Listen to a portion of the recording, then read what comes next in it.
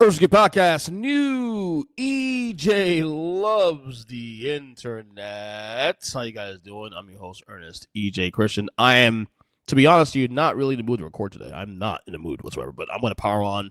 We got a lot of videos to get to today. It's my last chance to put in doing my schedule because the rest of the week I'm working the actual job, So if I'm going to put this in to complete my week of content for the feed, I got to get in now. Or else I am screwed the week. Or you won't get another Eater Loves the Internet until next week. So we're not gonna do that to you guys. So let's go ahead and get this party started here. Of course, subscribe to the podcast across all podcasts, platforms: Spotify, Apple Podcasts, Google Podcasts, Amazon Music,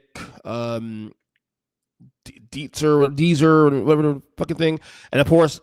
You can watch this show, especially this segment, on YouTube at youtube.com/@EarnSpeakPod on YouTube, Earnestly Podcast on YouTube.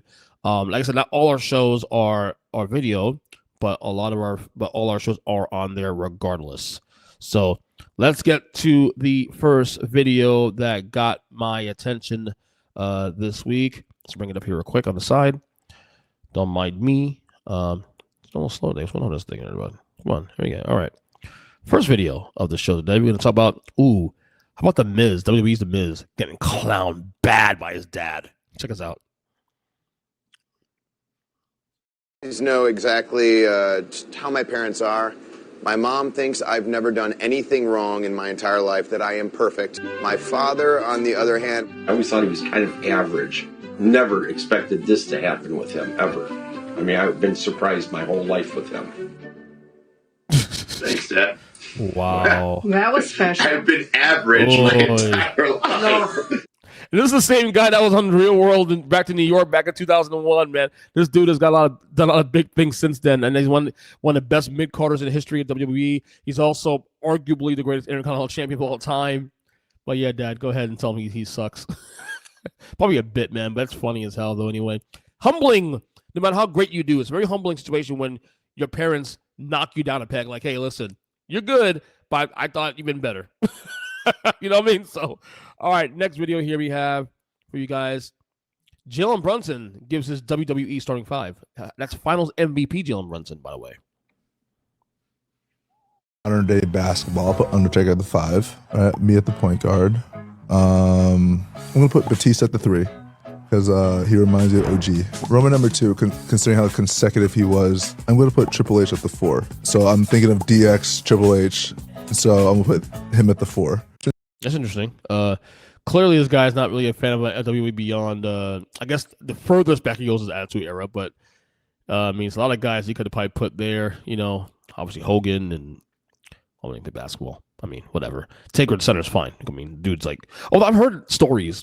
My co-host on the on my day job podcast, Mike, shout out to my boy Mike Jameson. He said that Undertaker is not as big as you think he is. Like, he's listed 6'10", but apparently he's like more closer to 6'6", 6'5". Like, he's tall, but not tall in the same way that Vince McMahon listed him to be, and the way Howard Finkel announced him on the shows. So, yeah, that doesn't shock me, though. A lot of these sports, too, also do that. They embellish their size. Charles Barkley is listed 6'6", right? He's really 6'4". You know what I mean? So anyway, next video here. We have. We'll go through this thing today relatively quick if we can. Here's a judge, putting some alleged criminal, not well alleged, because we don't know if it's found guilty or not, but I guess it's an arraignment, but putting some guy defendant in his place after a contentious court back and forth. This is actually really funny too, but. Mr. Terry, do you speak English, sir? What you think? Is it giraffe pussy high? Why would you ask some shit like that? Oh my God. Just answer the question, bro. Come on, man. Judge, do you want me to mute the booth? Nah, he's going to have to answer my questions. If not, I won't do it today, and he can sit for another day until I hear his case. Mr. Terry, do you speak English? Yes. Are you a citizen of the United States? No, I'm a citizen of Mars. Oh my God, bro. Like, the last thing on me doing is pushing a judge, bro. Like, I don't know what he's being charged with, first off, so I can't even get into it, but like, what are you doing, bro? Like, the judge can keep you on hold just because you're being a dick. You know what I mean? They're ruthless sometimes. Are you a citizen of the United States, sir? What the fuck you think? You said Mars. All right, we're going to hold this over tomorrow. I'm not going to stand for Mr. Terry's conduct. This matter. Yeah, there you go. Yeah, like, what are you doing, bro? Like, you're not doing something in favors of doing that crap, bro.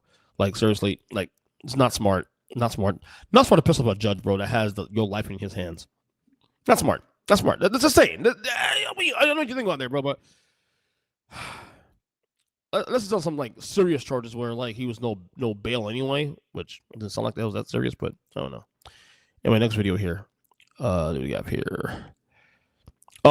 Fake names here on a beat, but the beat is actually my all-time favorite song in history of music. The beat is Michael Jackson's Unbreakable, but they do fake names over the beat. Check this out. This is actually pretty cool. Gotta use fake names every time I see dead faces, they occupy my brain. Erica said I never changed. Lifestyles of the insane. You was like a brother to me, no other than me. So I would trade my life for yours. I knew you was fucking with me. Found out some niggas fuck your wife and we put them bitches to sleep. Ain't gon' say your government, I'ma call him Ricky D. Now Ricky D, he had a cousin named Yellow with Rick Ciola. Had a Mexican that came from the border to Arizona. They was getting shit for 17. Tossing shit to me for 20. That's so dope, bro. And you know, that's my song, bro. I love that song so much. He played my wedding. That's how me and Mrs. Christian were introduced actually at a reception with this song. You guys know I'm obviously a massive Michael fan, but people will assume, oh, you love Billie Jean and Thriller. No, bro. My favorite song Michael Jackson all time. My favorite song all time period is Unbreakable from the Invincible album. The first song off the Invincible album. So there you go there. All right, next video here. We're going to be pretty quick today, actually. Watch me slow down by the middle of this fucking podcast. All right, next. This is the fifth video we're going through now, apparently. This is a video that my wife sent me about a woman asking. She asked a relationship panel, about how long to wait for a man to commit to her while she's doing this, her boyfriend's in the audience. This is actually pretty sick. A man enough time to commit. Commit to what? Like not marriage, but like a relationship. What does that mean? Is this man exclusive to you? Yes or no? That's not your then. Oh boy, that's not good. I'm pretty sure when he called, you pick up, right? I'm pretty sure that you ain't got no. Look, if you can't answer that question, you're dead in the water. If you can't answer that, you guys are exclusive to each other. It's not a relationship, bro. It's not. Like, what are we doing here? That's the first red flag right there. Whether it's your fault or his fault, that's the first red flag. How can you ask for a commitment if you can't even decide if you guys are exclusive or not? That's ridiculous. The suitors right now because you took yourself off the dating shelf and put your own self on layaway, didn't you? Yeah. For a man that's not sure about you. Now, let me ask you this. Oh, hold on. Time out. Hold on. Someone shot the boyfriend right there. He's in the crowd. Boyfriend here? The boyfriend's here. Well, it ain't your boyfriend. But check this out. Right. Do you know if you're the only woman? She's a fuck buddy. That's what he is, a fuck buddy. Let's keep 100. He's a fuck buddy. He's having sex with? No. Do you know if he's dating other women? No. Hold on, bro. Never mind. If a man does not create an environment that gives you safety, walk away from it. I don't care if he's sitting over there. That ain't my business. I'm talking to you right now. You hear what I'm saying, baby? Yeah, she's I right. don't care about that. God didn't set up humans to come into an environment and be confused. If a man is not precise in what he wants to do with you, walk away from him. Love yourself enough because he's showing you he don't see value in you. And the more you... Yeah, especially if you're asking for commitment. Now, again, are you asking for commitment and he's not saying anything or vice versa? Who's at fault here? Are you one? I'm assuming that you're the one that wants commitment. And she's right. If you can't get a commitment at some point, it's been how long, what may be, you got to move on, bro. Or deal with what it is, But I don't understand. Maybe this is not popular to say around other men, but I'm very much the commitment type. If I'm with somebody, I'm gonna let my feelings know what my intent is. If I'm with someone just to hang out, have fun with, I'm gonna let you guys know about that. If I'm gonna be with somebody I want to see something stable and exclusive, I'm gonna be honest about that. I don't know why people can't do that. It's not fair. show him that you don't see value in yourself, the more he's going to keep on playing on you. If he ain't gave you the opportunity or created the environment, let him walk away with somebody else in tonight's conversation tonight. You got it? Yeah. Thank you, baby. There you go right there. Put a light on him real quick. Just over there playing with you. Flashing Listen. lights. Okay, Bro, I'm sorry, Ace. Listen, I'm not even going to speak to the young lady. I got to speak to this gentleman. I now have a daughter who's 7 years old who I'm already praying for her husband. I would be pissed if she ran into a guy like you who would let a woman sit up here and ask questions about a relationship and you ain't got your ass up and got behind her back. You ain't got behind her and make sure that she okay. You ain't spoke to her. You ain't did nothing. And let me tell you this, I don't diss men. I don't diss men because I'm for men. But men make it happen. Boys make excuses. Stop making excuses and take care of this woman if you want her. If you don't, let her go, bro, because this woman is worthy. You are smart, you are intelligent, you are loved, you are cared for, you are honored, you are trusted, you are faithful. Baby, guess what? This is what a man do. He encourages you, he speaks to you, he honors you, he pours into you. So if you don't have a man to do that, you ran into a little boy. Flash the lights one more time. Yep. I mean, that's straight up. And it's at the core of it. You know what it really is at the end of it? It has nothing to do with relationships. It's to do with people in general. Whether or not it's a relationship of a romance or any relationship, friendship, whatever it be. It's about respect. It's about respecting the day, bro. Respect people's time and energy. If you can't do that, then what are you doing? You know what I mean? So good video there, of course. All right, next video here we got. Let's see. Top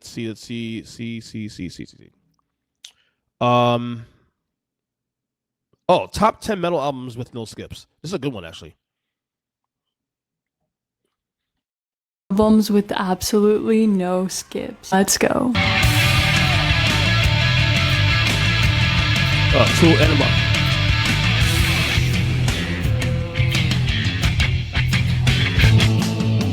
You got Master of the Album, Black Sabbath.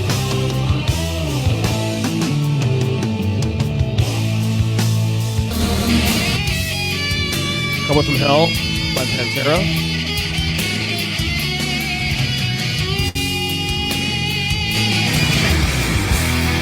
Opeth, Blackwater Park. But I missed not seeing these guys live, by the way, for the record. I had a couple times chance to see them live, and I missed it. I think I'm due for Opeth deep dive one of these days. There's Deftones by Sound and Eyes.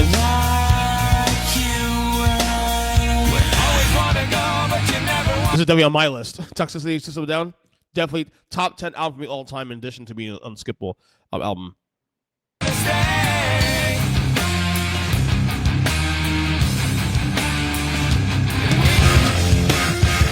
Oh, Evil Empire by Rage Machine. Great record. Living the Beast by Iron Maiden. Not a big Iron Maiden guy, but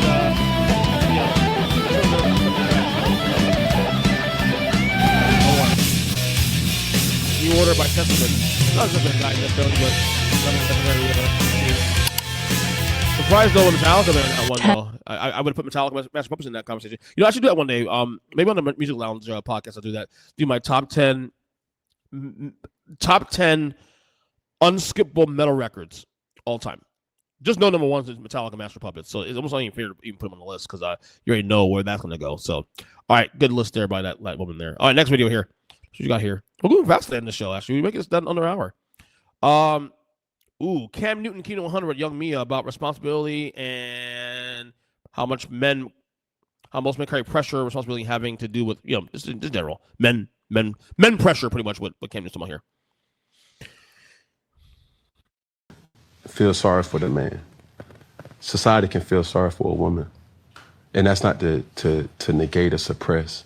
There's women that would say, I'm going through a lot. Mm-hmm. Cool.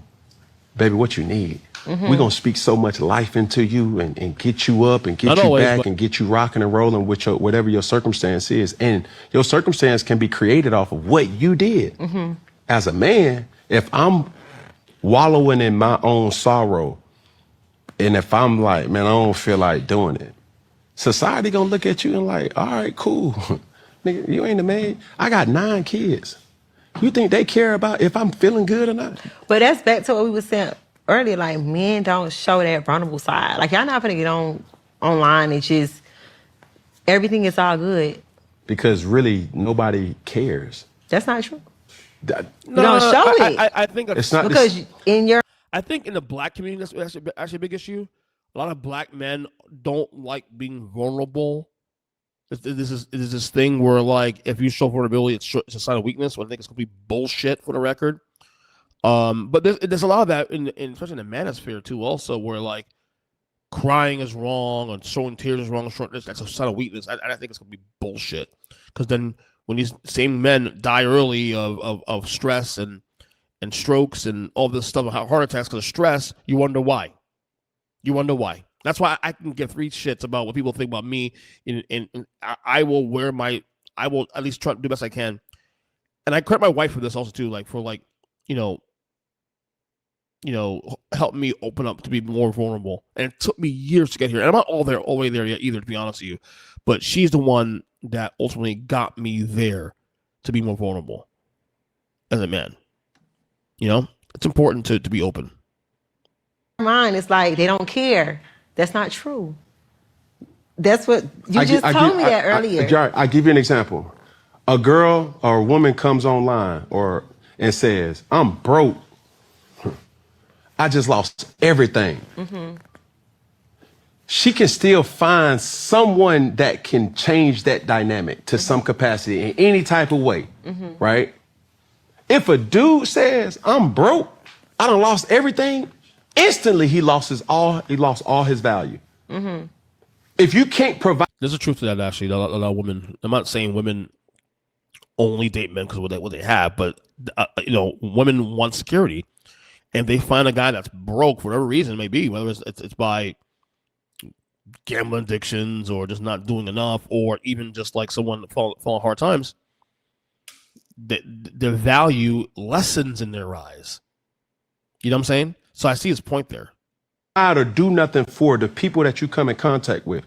You're meaningless as a man. Mm-hmm. That's what society has trained us to be. Mm-hmm. We have to be providers. We have to protect. When something happened with you and your man, y'all cuddled up or whatever situation, and you hear a bam, bam, bam, bam, bam downstairs. If that man says, Carisha, go downstairs and see what's going on. Yeah, there's a there's a certain image that, totally agree with you. You got to be on the front line. Yeah. If something happens to my son, his mama gonna call me and say, hey, this is what happened. It's my job to put a security in her heart to say, when I hang up that phone, she know without a shadow of a doubt, I'm gonna figure it out. Yeah. Women don't have that same standard, nor are they expected to either. So when you're saying men have to be selfish, that's the reason. When men have to get up and do it and they don't show it, that's the reason. Because nobody ain't gonna feel sorry for us. You gotta do something. And if you don't, that's not manlike. Nobody care about you and your feelings, nigga. You gotta figure these things out. And every man knows that feeling. Because when your family call on you, they don't care that you got a headache. They honestly don't care that you got a sickness. You the man of this house, and you got to do something about it. Yeah. There's a lot of there's a lot of truth to what you're saying there. I'm not saying it's 100% across the board. I know in my family, in my house, I can only speak on with me and my wife, what we do. We are very democratic in how we do things. We are very 50-50. We're a team. We share things. We share finances. We share responsibilities. So we work as a team. When we're trying to do things for our family, it's not about what I can do, what she can do. It's literally teamwork. What can we do to fix the situation as a family? We're a unit. And the minute you start embracing life like that in your relationship like that, and I'm not saying you have to do everything I do the same way. You do the same way things I do, but I just know what's effective for me. I just know that, for example, this week we're celebrating 20 years of being together, 15 years married, 20 years being together overall. It's worked for us. And I'm not saying there's no bumps, bruises there all in the way, but do know that we have a good track record of how it works for us. And maybe it works for others too also. But yes, I think it's healthy to have this conversation. Men we're all worthy. We're all human beings. We're all worthy. You know what I mean? So we should feel that way. You know what I'm saying?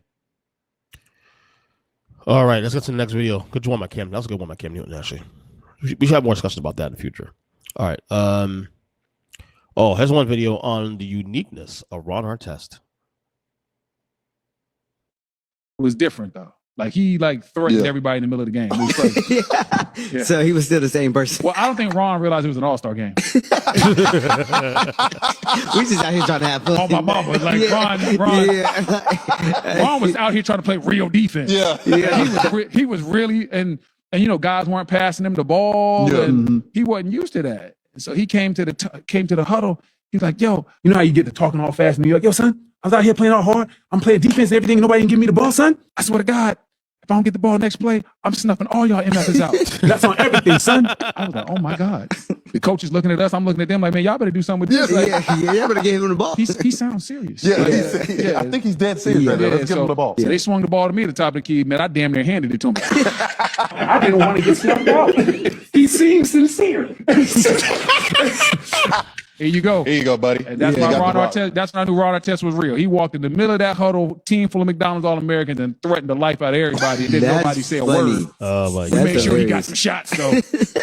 We had to ensure our safety. For real, that's funny. Hilarious. And I'm glad Ron Artest, after all the mental health issues went through his life and whatnot, he got his shit together, and he's, for what I understand, still doing very well, man. Take care of your chickens, guys. Take care of your chickens, as Marshawn Lynch once said, because it's important. It's very important. Ron Artest. Can you imagine if he had gotten shit together earlier? How many better he could have been? Because I remember his earliest career, he was one of the best players in the league at a point. Remember, 2003, 2004, he was actually probably a top 10 player in the league at one point. So close to it. So yeah, that's a good video though by on Ron Artest. All right, next video here we have my boys 3CT talking about intern Mark lying about tech issues. This is funny. My boy Mark, who's been on this podcast, I reckon, by the way, 2 months ago. Released, you've got plenty of stupid things I'm sure saved on your phone. You can just add a little picture. I don't think we can do it for him, can we? No, we cannot. I was gonna say I don't believe we can. I don't know how to do that, but I'd like to. So I was watching Mark come into the studio, and his camera was on, and everything was standing, and then all of a sudden, his entire mount just falls over. It did too. Yeah. The camera cuts off, and that's why at the start of the show, I'm sitting here trying not to laugh, covering my mouth. So Mark can't lie about this one. There is technical difficulties. Yes, I'm okay. I was in the dark for a minute. We've been almost begging you, barely asking you for multiple years now to just get a computer. You have money, your kids have money. I can't hide it. You can't hide it. Not in 2026. If you didn't get suckered into a giant sized pass at Hershey Park, you could probably afford a computer.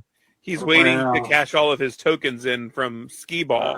I'm working my way up. Well, that's true. They may have a. Do they have a laptop computer? Oh my god, I love my brothers at 3CT. Mark, I'll tell you right now. I'm not even saying who I prefer and all that stuff. I'm not saying that, but intern Mark on 3CT Wrestling Podcast is one of a kind. It was a pleasure having him on this podcast. By the way, back in it was April, we had him on the show. He's just hysterical. But he's really, for what the guys tell me, he's a fantastic human being. And you get that. Like they have a great. This is what my favorite wrestling podcast. Them and Mindless Wrestling Podcast. They have a great chemistry. Those five guys. And I obviously it's easy to say this. I'm all friends with all five of them. They know all those guys on the show quite often.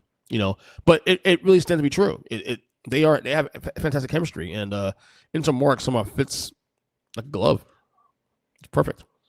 So there's my boys 3CT. Good job as always. All right, next video here. Jeff Pearlman weighs in on the whole Diana Rossini, Mike Vrabel thing, and his take on everything with Diana Rossini was happening since then, from Joel's point of view. Times ran a piece today about Diana Rossini with the whole Mike Vrabel situation, and it had some details I hadn't read before. It was really interesting. It was really well done, and for me, journalistically, my biggest takeaway was something you see a lot in reporters who get some fame, which is Diana Rossini became a caricature of herself. Like, she became embarrassing. She gets pulled over by cops for texting while she's driving. She finds out what team the cop likes, and she FaceTimes with the team's coach, and the cop lets her off. She just got really, really, really full of herself and really, really cocky. And I'm telling you, something that happens in this job, and I think maybe it comes because we cover famous people, is we get confused. And we think we are important, and we think we matter. And the God's honest truth is we do not. I've written 11 books. People write me and they say, you're my favorite author. I love your books, blah, blah, blah. There are a million other people who could write these books. I'm aware of that. I'm fully aware of that. If I die tomorrow, nobody will give a shit. My books will disappear and someone else will write books, and then someone else will write books. We're all replaceable. The cemeteries are filled with irreplaceable men. George Santayana. And it's true. And people like Diana Rossini, what you see happen far too often is they get the red light fever, which is being on TV. They get money. They get airport notoriety. Oh my God, Diana, can you post her a picture?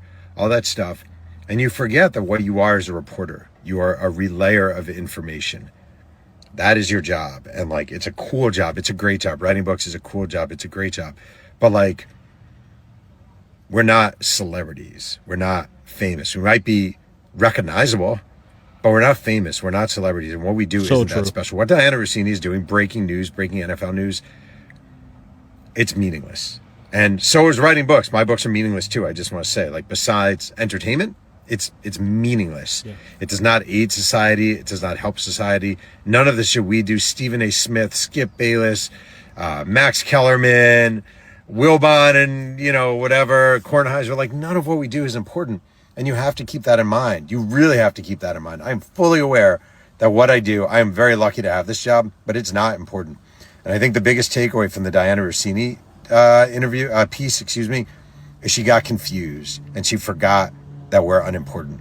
And once you stop forgetting that we're unimportant, and once you start placing a incredible value on your work and your quote unquote celebrity, you're pretty much lost in this business. And I really think that's what happened to her, and it ate her up and it gobbled her up. And she wound up having an affair with someone she covered, and she started acting really weird and being super cocky and braggy and whatever. And at the end of the day, you're just a person reporting on the NFL. And it's no more or less important than the ditch digger, the postal worker, the dentist, the lawyer. We're just people, and that's it. So true, bro.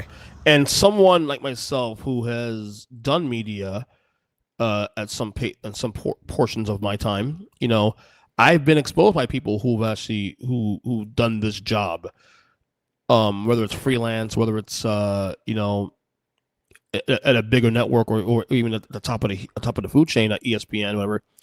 Some of them do. Some of them stay humble, but a lot of them lose themselves. A lot of people, even in the mid tier, even in the podcasting world, feel so self-important. Or make themselves feel so important, forgetting the whole reason we do this. You're not important, dude. Diana Rossini is a good reporter. I've always defended that, but if these reports are true that she was using her sourcing and her connections to get out of things like tickets with cops, that's fucked up. That's completely fucked up. And it's a reminder that this is why I never understood why people like, oh, I love Woj and these Schefter and all what are they doing? They're breaking stories. They're breaking stories that are going to get out anyway. They're not special. Okay, I'm not saying their job isn't good, or that job isn't fun, or that job isn't important, but in the grand scheme, they're not really important. Okay, they're not celebrities. They're well known, but they're not celebrities. There's no talent that goes around with that. Okay, now we'll say hosting a TV show like a Bill Maher, for example, that's a little more talent. Being a comedian, that's a little more talent. You know what I'm saying? I think to some degree, Stephen A. Smith, what he does is talented because it does require a sense of entertainment. You can't just talk about sports. Well, at least in the mainstream, like you would have to, there's certain talent to doing a TV show to be intriguing, to be engaging. So I'll give Stephen A. little bit of a pass there, to some degree. Even though a lot of the shit he does lately is just completely fucked up. But yeah, some of these reporters I've seen, and some I know personally, that they act so self-important, and there's some ones who are fantastic, who've gotten some fame and are well-known, but still stay humble. My boy Antoine Staley, who we talk once in a while still, not as much as we used to, but Antoine Staley used to be a regular on this podcast. He's now working for the New York Daily News the last couple of years, covering the Jets. He's done all these great things. You know what? That dude is still reachable today. I can call him and text him right now and say, hey, Antoine, what's going on, brother? How you doing? And it's like nothing. He don't treat me any differently. He has access, but he doesn't flaunt that. He's still a great dude. People like him. People like Kyle Nash coming on this podcast. Great people who don't lose the sight of what this is. You're not that important in the grander schemes. Okay, you're no different than the fucking janitor at a Publix. You know better. Sorry. And I just wish Jeff Perlman nailed on the head there, man. He nailed it on the head right there. And I hate that Diana Rossini. Well, I can't say I hate it because she put herself in a position to do this to hurt her family and whatnot. But hopefully this is a humbling experience for her. Just to say that. All right, next video. Check this out. This is Jim Carrey's first ever national appearance on first ever television national appearance back in 1983. Harry, I'd like to do some impressions for you tonight, if you'll just give me a minute. Jack Nicholson. That's so good. Clint Eastwood.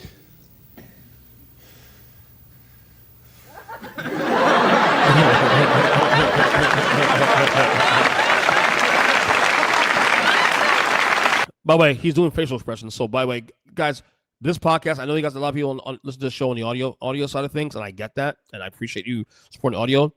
But especially for this show, EJ Loves the Internet, I definitely recommend checking out the video form. There's a link on the show notes, of course. Check out the video version as well, especially too, because some of these things may not portray well in audio, like this, for example, with Jim Carrey.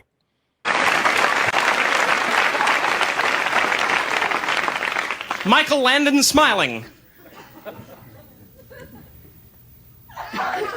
That's so good. Michael Landon, of course, Little House on the Prairie.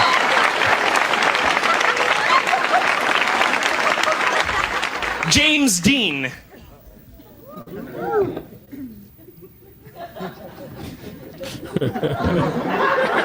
Oh my God, that is so good.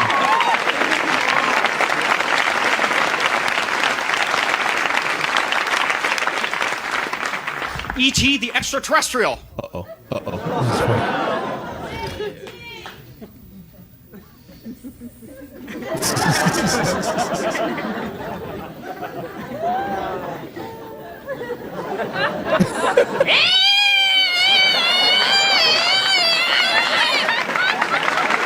my God. Jim Jim Carrey is so talented. I never saw this before, actually. This is literally 43 years ago. Unbelievable. And he's still in our conscious now.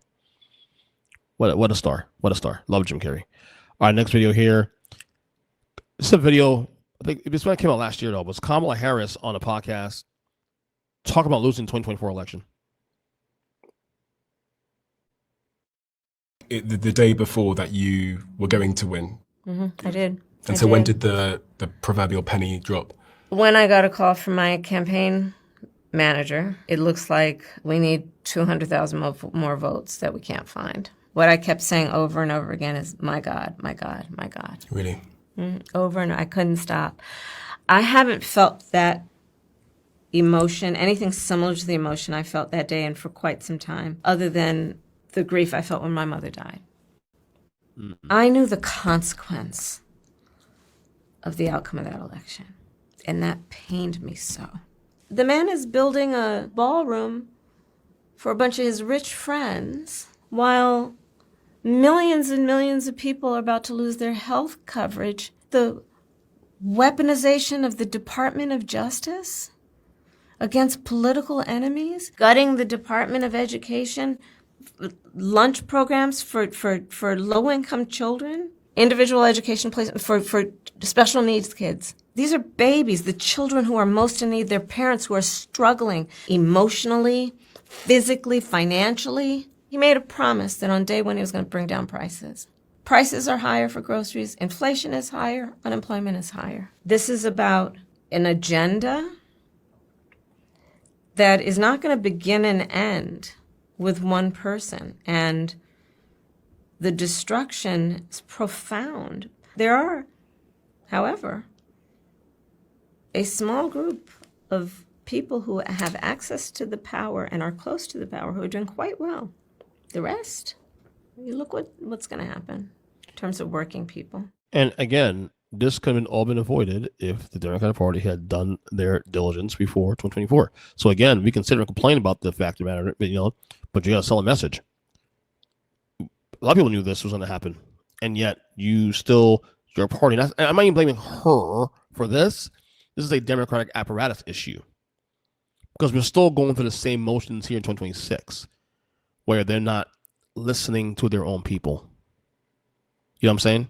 So again, I get it, what she's saying, and she's not wrong what she's saying. But at the end of the day, though, you need to understand why you lost the election. Why was there so many people who were once Democrats who voted for Joe Biden in 2020 or Hillary in 2016 or even Barack Obama in the two before that, in 12 and 08? What changed? What are you guys not doing? This is the problem with Democrats. They don't do enough in their own house. Clean their own house. I'll leave it at that. Because everything I said 2024 and people gave me shit for, I ended up being correct on it 100%. You know that? But no one wants to tell me anything. I'm not asking for an apology. I'm just, it is what it is. I think the result is all I need. Speaking of Trump, and here's Dave Chappelle on Trump's missed opportunity as president of the United States. This is a very powerful video, actually. Did Saturday Night Live's first show in 2025 after President Trump was reelected to office. And I remember in that monologue, you spoke directly to the president. And you said, Donald Trump, I know you watched the show. That's right. And you said, I mean this when I say this. You said, good luck. Please do better next time. I meant that. How do you think he's doing? He's joking, right? Man, come on, man. Nobody wants to feel this way. I don't think anybody wanted a war. They definitely didn't want to arguably lose one. But when you're asking him to please do better, what was it in that moment that you were asking the president to do and to do differently? Well, I believe in that same monologue. I reminded him that everyone on earth is counting on him. Yeah. I think I made the point that the presidency is no place for a petty person. So personally, I would say that, anyone in any type of leadership position, or even like a nightclub comedian like me, we have to suffer slights and injuries, and we have to kind of just let some things go, and we have to focus on what's actually important, and not cultivate a broth of confusion, which I believe he's doing that. You know, but, you know, for political expediency or whatever reason, I don't understand his methodology. But I just know that Americans, I think everyone wants to have some semblance of peace, and they get there different ways. Some people think there's different things threatening their peace, you know. But being a president seems like an opportunity to be a very unifying force. Yeah.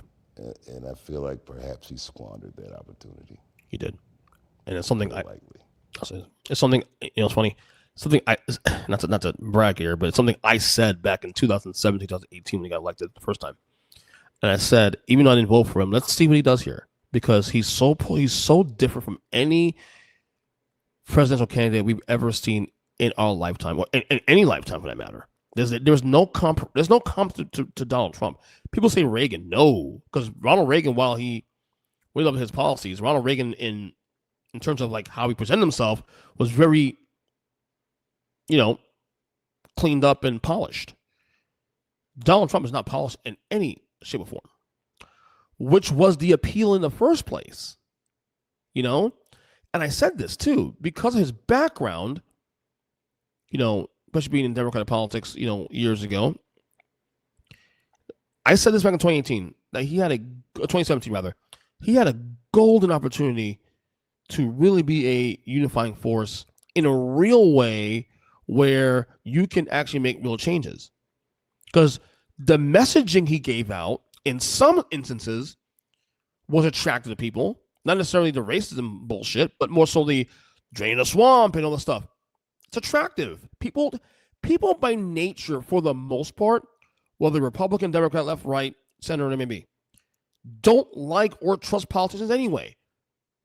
They naturally don't like politicians regardless. So Donald Trump, by image-wise, came off as a guy that was everything but a politician. You know, that's where the opportunity was lost on his end, was that part. So what Chappelle is saying here, you know, obviously 8 years later, is something I said the first year of his presidency. Golden opportunity, and he squandered it because he knows what he's doing. He does. And this is not a political post. This is my podcast. I have my own opinions.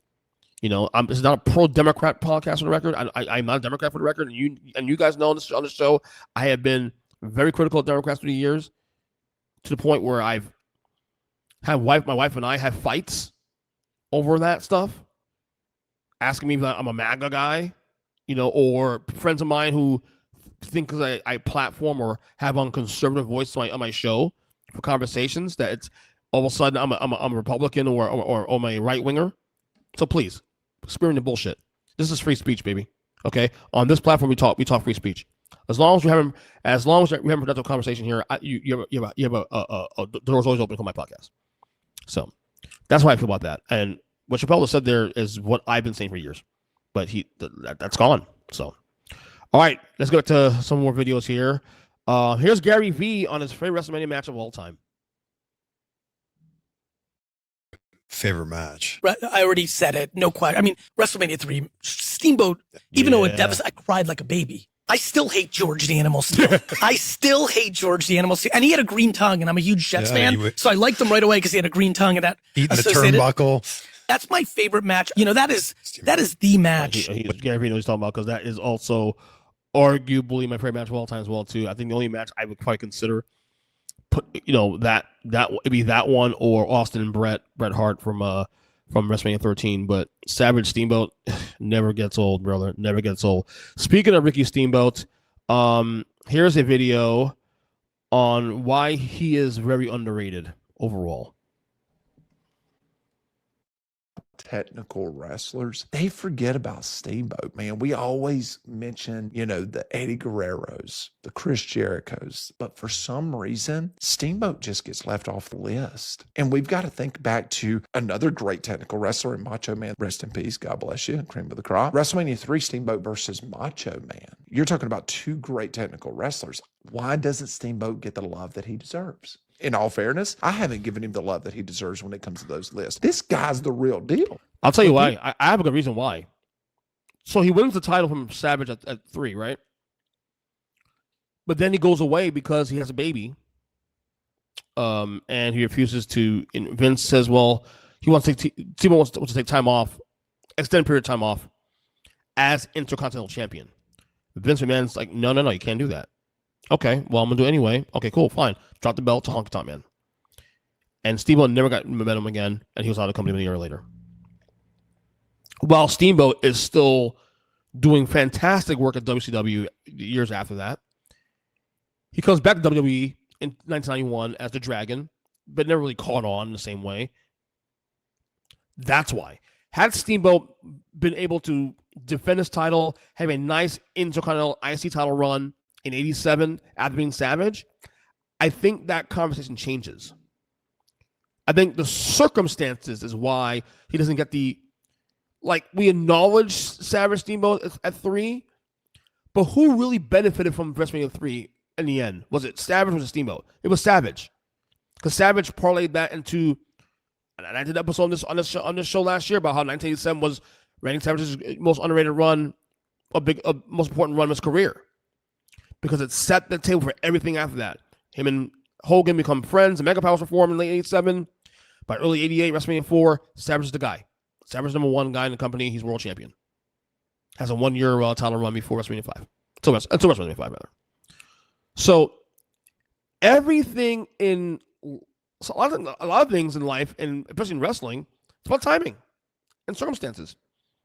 And the circumstances hurt Steamboat. Now, he definitely gets love, of course, but had he gotten the run in WWE in the same way at near the top of the card in 87, I think that changes its perception of Ricky Steamboat, honestly. Because he does get respect, but not at the same high level as other guys. And that's why. All right, couple more videos, get out of here. Here is, who's this here? Is this Kenny Morton? Kenny Morton talking about, is it the Big 3 Heat? I think this here. Kenny Morton on the Big 3 Heat. Was it failure or was it a success? Martin, right about Miami's Big 3. Watch the clip. You left on a loss, and then you left on a loss, then you left on a loss again. You're working in Cleveland, you get a job opportunity to go to Miami. No, Josiah. He made a conscious decision, I want out. That's when the criticism starts. The criticism for a lot of people was warranted. You couldn't get it done there. So you jump ship, but you are chosen one, greatest king, right? All of these things are being said. At the same time, people looked at your tenure in Miami as a failure because of the team that y'all handpicked from the stars to the bench. Right. This team was handpicked. For you to only get 2 out of that was a failure. One thing I believe wholeheartedly, if Kevin Garnett goes and joins a younger Ray Allen and a younger Paul Pierce, they have more than one championship. Oh, y'all let me know in the comments what y'all think about that first. None of those 3 guys are up for the GOAT conversation. And they will never be. Well, you can keep going and looking up every basketball stat, and LeBron James' name is going to be attached to it. And you know what also exists at the same time? People watching basketball. And a lot of people out there, a lot of failures being happened simultaneously as those numbers were being put up. Do you believe that the Miami Big 3 was a failure? They got 2 out of 4. Y'all let me know what y'all think in the comments. And also let me know what y'all think about. I don't know if that goes for as a failure. It can't be a failure if you're winning half of the tenure you're winning titles. They went 2-2. I don't think it was a massive success either, because I think what made it worse, had LeBron this came there, signed there, didn't say a word, didn't do the whole speech, not 1, not 2, not 3, not 4, not 7, not 8. And that doesn't happen, no one gives a shit. No one is as critical. But because he set the stage for this team to be hated and criticized for those 4 years, perception is for a lot of people is reality. I don't agree with it being a failure. I wouldn't call it a dynasty. Now, you went to the championship every year, left one on the table definitely in the first year. Okay, and then people give you for the last one. Obviously, the Spurs one, that's forgiven. But I won't go so much a failure. But it was not a dynasty. To me, it's 3 or more. For dynasty, it's like 3 or more in a certain span. It wasn't a dynasty. It was a fun 4 years. And I can say that as a Heat fan to myself, who experienced it, who was a fan of the team, who's still a fan of the team at the time, and having distance now from it and be able to recollect and to think about how things played out. It wasn't a failure, but it was certainly not a dynasty, and it was good. It was good. It did it meet expectations? No, it did not. They should have won at least 3 of those 4 titles. When you have 2 to 3 best players in the NBA, and then 3 of the top 10 players in the NBA around the same time, and then you talk all the shit you did, not 1, not 2, not 3, not 4, you're setting the expectations yourself. Not me. You did it. So I'll leave it at that. All right, next video. I was hoping another hour, but it ain't gonna happen today. But it's okay. Here's a video on cover songs that were better than the original. Actually, I'm gonna see if I can regroup this list or not. Cover ever. You know, what is the greatest remake that became bigger than the original? I mean, in my mind, off top, I could say, you know, Killing Me Softly. No disrespect. No, was just Lauren did serious justice to that. Oh, she did. Oh my God, yes, she did. And that includes the Jackson 5. That includes Roberta Flack. And by the way, both of the versions are incredible. The Fugees version, Lauryn Hill took it to the stratosphere. With like Whitney Houston, I Will Always Love You, Dolly. But when Whitney sung that song, it was hers. You know, Otis. No one ever thinks about that Dolly Parton version. And Dolly Parton version is really good. Whitney's made it herself. Redden did Respect first. R-E-S-P-E-C-T. Yeah. What is another cover? Torn by Natalie Imbruglia is a cover. Maxwell, Woman's Work is a cover. Bush. Luther was the king of taking people. Always and Forever wasn't his song. House is Not a Home. That was Dionne Warwick. He was the king of, that's what I'm saying. He was the king of doing them covers and making it his own and making it to the point to where like it was like way, way, way different planet. Yeah. But the Whitney one, especially too, especially the Whitney Houston one is the one to me that's like, that one is hers. And like I said, the Dolly Parton version is pretty good, but that Whitney version is, when you think of that song, you think of Whitney Houston, no one else. All right, next one here. Here's comedian Gabriel Iglesias picking the GOAT of wrestling. Michaels or Bret Hart? That's such a good one. You know what? Everybody's going to jump on the Shawn Michaels bandwagon, but I'm going to go Bret Hart. Bret Hart or Stone Cold Steve Austin? I'm going to go Stone Cold. Stone Cold or Ric Flair? Ooh. That is a hard one. But at the end of the day, I've said it before and I'll say it again. Stone Cold Steve Austin. Stone Cold or The Rock? Stone Cold. Stone Cold or Kurt Angle? Stone Cold. Stone Cold or Bryan Danielson? Stone Cold. Stone Cold or John Cena? Stone Cold. Stone Cold or Triple H? Stone Cold. Stone Cold or Brock Lesnar? Stone Cold. Stone Cold or The Undertaker? Stone Cold. Stone Cold or Roman Reigns? Stone Cold. Stone Cold or Mick Foley? Stone Cold. Stone Cold or Sting? Stone Cold. Stone Cold is the winner! Yeah. And that's the bottom line because Stone Cold said so. Yeah, that was not surprised there. Not surprised whatsoever. Stone Cold Steve Austin is still the highest Q rating in the history of the company to this day. Hey, just surprised one bit. There. All right, next video here.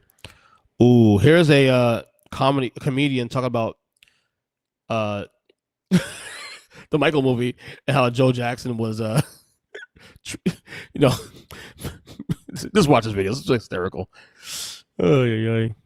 Recently, it's really mostly just about how Joe Jackson, Michael's dad, was really abusive towards Michael. And at the beginning of the movie, you totally see that. You're like, whoa, Joe Jackson was such a bad father.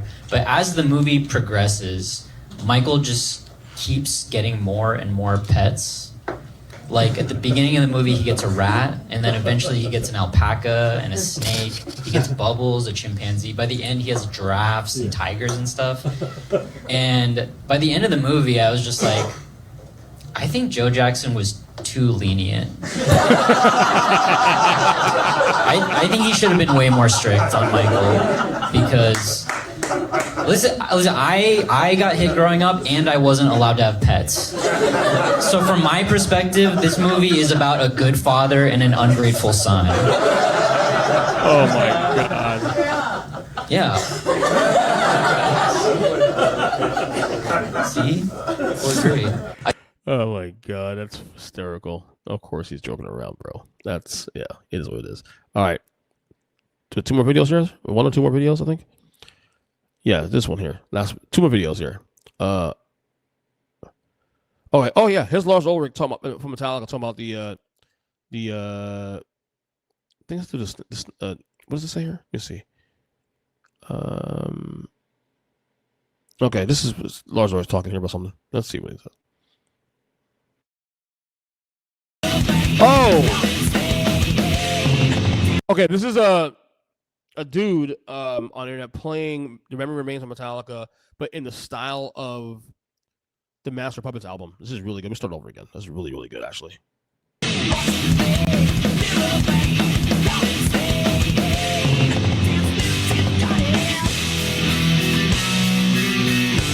So good.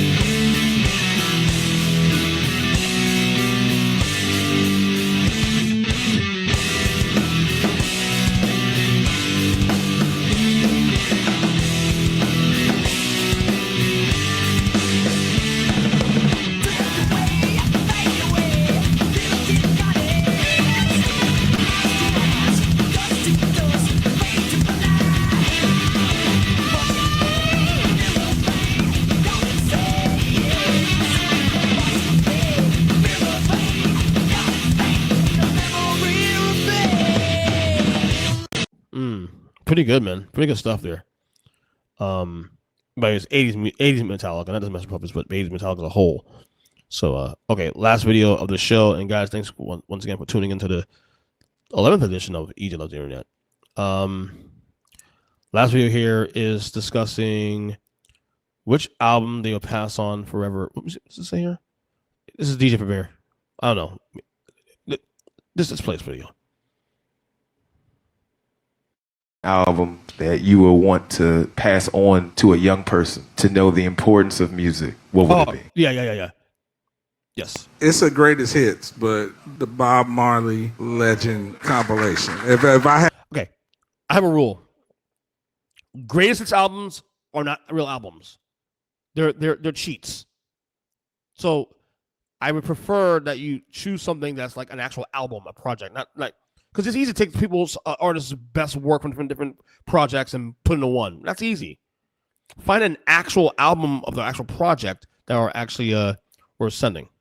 Have one album, that's what I want, because in it is everything I need to really live better and enjoy and find revolutionary spirit. I would pick that one. Even before hip hop, Diana Ross presents the Jackson 5. Yes. It still carries that much weight and no skips. That album actually, to me, is almost no skips. It's actually my second favorite J5 album. My first favorite J5 album is still Looking Through the Windows, which came out in 1972. That album he's referring to, that was actually J5 is our debut album.